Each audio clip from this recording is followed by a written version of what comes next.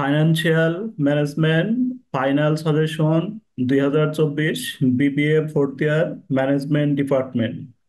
Management ডিপার্টমেন্টে আমরা প্রথমে যে অধ্যায়টা দেখবো এটা হচ্ছে আমাদের capital budgeting and risk analysis. Capital budgeting এবং রিস্ক অ্যানালাইসিস থেকে আমাদের যে ম্যাথগুলো করতে হবে, এই ম্যাথগুলো হচ্ছে আমাদের এই যে প্রবলেম ওয়ান।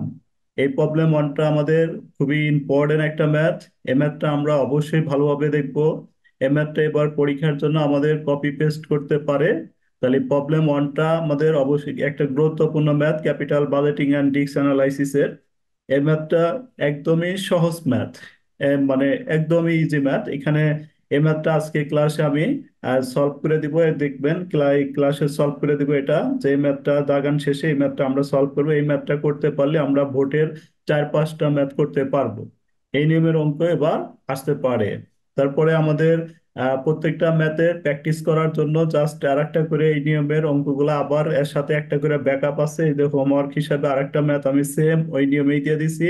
এটা আপনারা হোমওয়ার্ক করে আমাদের গ্রুপে দিয়ে দিবেন। আর এটা না করলেও কোনো প্রবলেম নাই। জাস্ট 1 নাম্বারকে ভালোভাবে পারার জন্য আমি আরেকটা ম্যাথ দিছি, এটা হচ্ছে আপনারা করতে পারেন, কিন্তু আমরা পরীক্ষার জন্য দেখে যাব হচ্ছে প্রবলেম ওয়ান। এটা জাস্ট প্র্যাকটিস ওয়ার্ক হিসাবে একটা অঙ্ক দিয়ে দিছি। তারপরে আমাদের প্রবলেম টু। এখানে আপনাদের এই চ্যাপ্টার থেকে আমি 7টা ম্যাথ ধরছি। এই 7টা ম্যাথ ইনশাল্লাহ দেখলে পরে এই চ্যাপ্টার 7টা ম্যাথের মধ্যে আপনাদের ইনশাল্লাহ কপি পেস্ট আসতে পারে। Problem two. টুটা আমরা এই যে এটা দেখবো, 1 নাম্বার পারলে পরে আমাদের 2 নাম্বারও অনেকটাই সহজ হয়ে যাবে। প্রবলেম টুর ম্যাথটা হচ্ছে এটা। তারপরে হচ্ছে আমাদের প্রবলেম প্রবলেম টুর সাথে এই যে হোমওয়ার্ক আছে, এই হোমওয়ার্ক গুলো না করলে আমাদের কোনো প্রবলেম নাই। তারপরে problem three. Problem problem three, দেখেন এই যে ম্যাথটা আমাদের প্রত্যেকটা ম্যাথ এখানে কিন্তু অসংখ্য ম্যাথ দেওয়া আছে, তার ভিতর থেকে মাত্র আপনাদের 7টা ম্যাথ দিছি আমি। এই 7টা ম্যাথ আপনারা অ্যাভয়েড করে দেবেন না, এই 7টা ম্যাথ অবশ্যই করে দেবেন।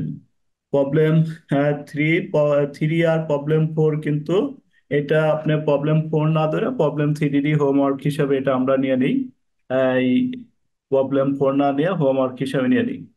যে হোমওয়ার্ক কি জন্য দেওয়া হয়েছে, জাস্ট এর আগের ম্যাথটা আমাদের ইম্পর্টেন্ট, এই হিসাবে আমরা এর পাশাপাশি এই সেম নিয়মের একটা করে ম্যাথ আমরা আপনাদের প্র্যাকটিস ওয়ার্ক দিছি, যাতে পরীক্ষার যায় আপনারা কনফিউজ তৈরি না হয়।